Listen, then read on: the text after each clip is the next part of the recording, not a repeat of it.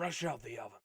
What is cracking, everybody? It's Mega Pieman here, and welcome to another look at my map video. This time for King of the Hill Synthetic Beta 6. This was possibly the version that was used in the Meet Your Map competition tournament. I'm not sure if they used Beta 6 or Beta 5. I kind of released these really close to each other because I released Beta 5 and then Beta 5 didn't have the clipping, so I had to re-release Beta 5 and then I did some fixes and released Beta 6. I'm not sure which one that was used in the actual Meet Your Map tournament competition, because what they did is they took the top 3 maps from the Meet Your Map competition, and then they hosted a competitive tournament using those maps, and then the teams that partook in the competitive tournament would vote on which map they liked the most out of the others. So they would basically rank them from first to third, first being their favorite, third being their least favorite of the top 3. And, drumroll please, Synthetic got second place, which is honestly kind of flippin' amazing. Just the fact that this map made it to the top 3 is astounding, because I have never had a map do as well as King of the Hill Synthetic has done so far. It's gotten a lot of good positive feedback. People seem to like it somewhat. They do have somewhat of an issue with the flank route, but I've heard some people with 4s instead of the normal 6s competition really don't like the flank route. But the map wasn't really designed for 4 players on each team, so I don't know if that's a good or bad thing, but whatever. But it got second place. There was some really, really steep competition. I mean, you have, of course, Fi with Cardinal that I talked about in the last Look at My Map video. Fi is a really good mapper. They are the person that made Sunshine and Sinshine, which have made it to being official maps in Team Fortress 2. So that was going to be hard to beat, and Propaganda was by Quantum, and that map was going to be hard to beat. I think the only one of the 3 maps that was completely finished and all the way up to release candidate, which is what happens when you feel like you're just about done with your map, was Cardinal.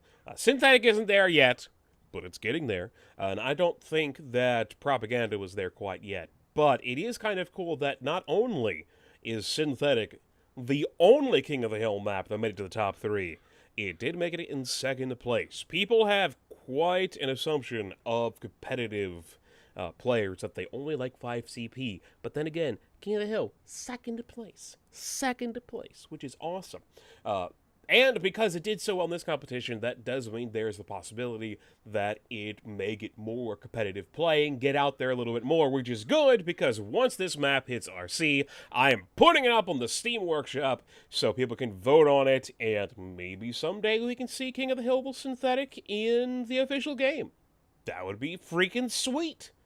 That would be some fantastic validation, but I'm already feeling amazed by the validation of getting freaking second place. Making it to the top 3 was nuts enough, but making it to second, did not expect it. I was feeling like it was going to be third, because it's King of the Hill and because I'm not super experienced as a mapper, but it wasn't. It was second place. And even though second place is in first place, I'm still kind of choked up about it. It's great. They like me. They really like me. Anyway, let's get into talking about the things that were added in this version of the map, or in the last version of the map. I did like a video of the last version of the map, so it's this version of the map. I don't know, but you know what I mean.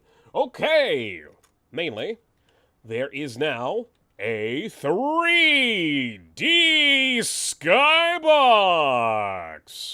with its own shadow issues that need to be fixed. As you can see, there is now a skybox. If I go all the way out here, you will see the transition from the main map to the skybox. It's seamless. Perfectly seamless. It took a little bit for me to actually figure out what I wanted to do with the skybox for Synthetic, because I want I wanted the grassland rolling hills idea for the skybox with synthetic, and that's not something that you see a lot in Team Fortress 2 for the most part when you see skyboxes for Team Fortress 2. Or a lot of Team Fortress 2 maps are very specific to themes, and when they use grass, it's generally going to be alpine.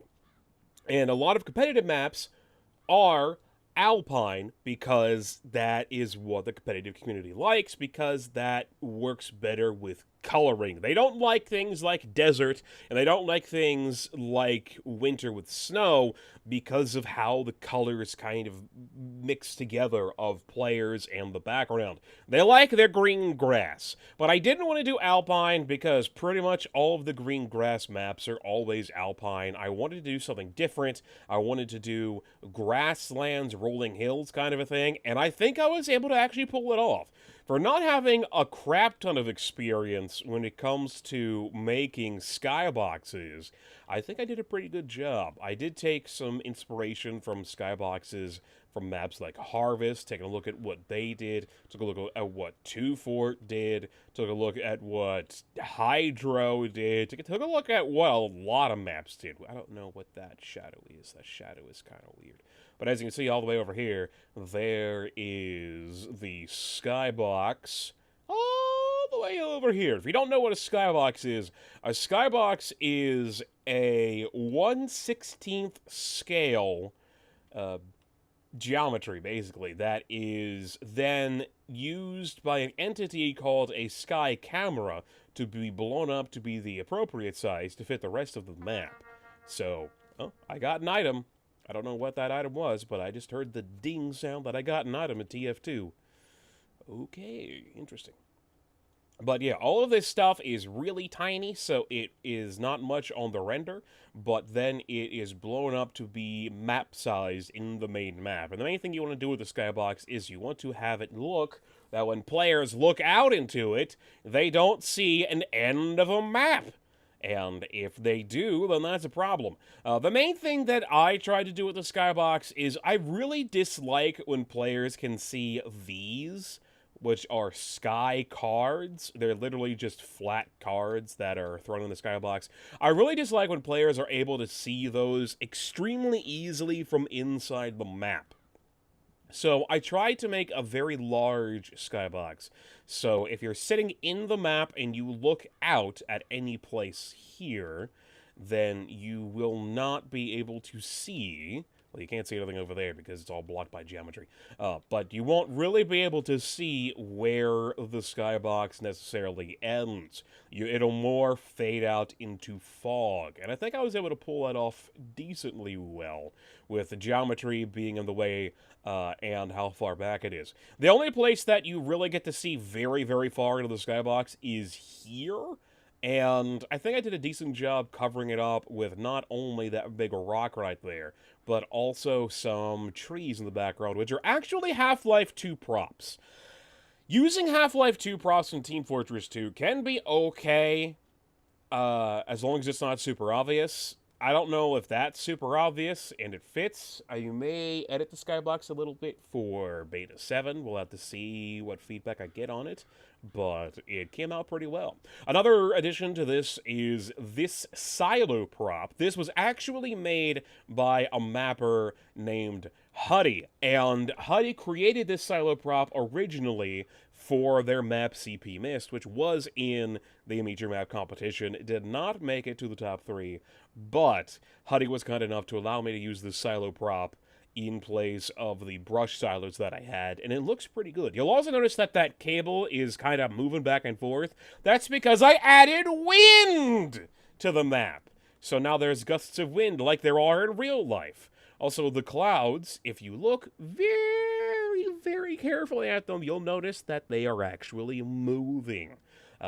Funk Rotate, which is the thing that you use to make stuff rotate is actually broken in Team Fortress 2. These clouds are based off of the clouds from 2 Fort. If you look at 2 Fort, you may or may not see the clouds moving because Funk Rotate is actually broken. But I was able to find a workaround, and I've got rotating clouds, which is kind of cool. There is no sun in the sky as of yet. That is the next thing to figure out how to do. How do I put a sun in the sky? I'm not entirely sure. But we got moving clouds. It looks so awesome. These track props down here were made by a modeler called Gadget. And I've been using them in the map for almost the entirety of the map. But Gadget also made these nice skybox track props. And even though they're not like 100% perfectly lined up, they're lined up enough that I don't think it's noticeable where the skybox version starts and where the in-map version ends. I wanted to do something kind of cool with the skybox with the train tracks so that it actually looked like an actual train thing. So we got the garage building over there. We have the tracks that go into a tunnel. And we have the tracks that go into the garage, go around this way, and then feed back into this over here where these tracks are. They don't line up quite as easily, but then again, you won't really see them all that much. I don't know if anybody will honestly see the track. Oh, pardon me.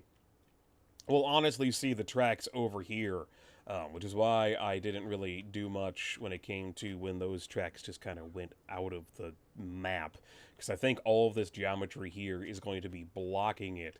But I wanted it to make sense just in case somebody sees it. So there you go. That's what I did. Maybe rocket jumpers and explosive jumpers we'll be able to see over there. You can kind of see the track in the back coming out of the garage, the repair garage. But yeah, I think it's kind of cool. I think it's nifty. I like it. I like it quite a lot. I'm trying to think of what else I did in this version. Basically, a lot of little fixes here and there. Oh, this. I don't think this was in the map last time. I took the 2 windows that were originally here that were just reflective textures. They were chrome, and I actually added a nice background out-of-bounds area that connects up to this room. I got some feedback that this room didn't actually have an exit door, which was kind of weird. Originally, I tried to fake an exit door by kind of having props like halfway sticking through over there, so you could look over here and think that, oh, maybe there's an exit door over there. But now, all I did is I actually created an exit door by connecting this area to this area. So now it would make sense if you wanted to get up back there, then you would go through this door, go through this door, go around here, and boom, there you are. So you got some nice background out-of-bounds detail over here to match the background out-of-bounds detail over here. I did do a little bit of work on this to try to make it work out a little bit. The lighting in here is kind of odd, so I raised up the lights a little. They didn't really do enough. Mainly, I want to make sure that this board is entirely viewable. At the moment, it is not. I also added some phantom lighting, which is lighting without a source, over here to this hallway to brighten that up a little bit. It didn't work out quite as well as I had hoped. I may have to edit that a bit more coming up in the future for the next version to make it a little bit more obvious that that is there, to give the map the feeling that there's more than just itself. That's the main thing that you really want to do with out-of-bounds areas. You want the map to feel like it's an actual place. Like there's more to it than just what players are in. So that's what I am attempting to do with these out-of-bound areas. I'm trying to think if there's anything else that I really did for this version of the map. I got rid of the air intakes that were on the sides of this blue brush and made them just vents for a little bit of optimization. I've replaced the yellow brush square thing that was just here with an air intake, which actually doesn't look like an air intake. It just looks like a piece of machinery when you look at it from the inside of the map point of view, and it fits quite well right there. I think it actually works.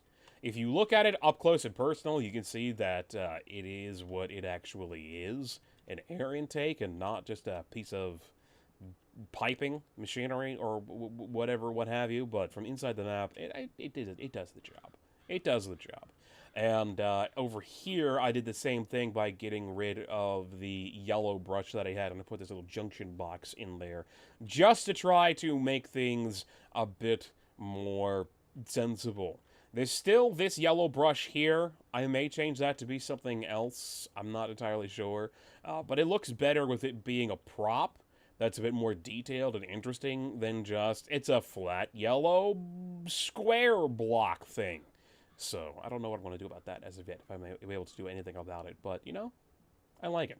The other thing that I don't like about this area is the lighting on this is weird, and I don't know why, nor how to fix it.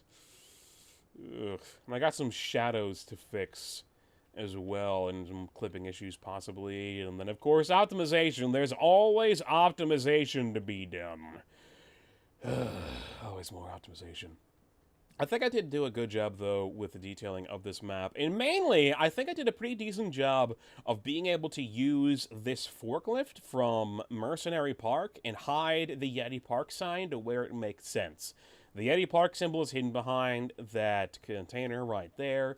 Over here, the Yeti Park symbol, you can't see it at all because of the darkness, and then there's the corrugated sheet metal that's leading against it. All the way over here, you aren't able to see the Yeti Park symbol because it's got all of these crates in the way, and these barrels in the way. So I think I did a pretty good job of making that make sense. And then I think I have one more forklift over here hidden behind this fence.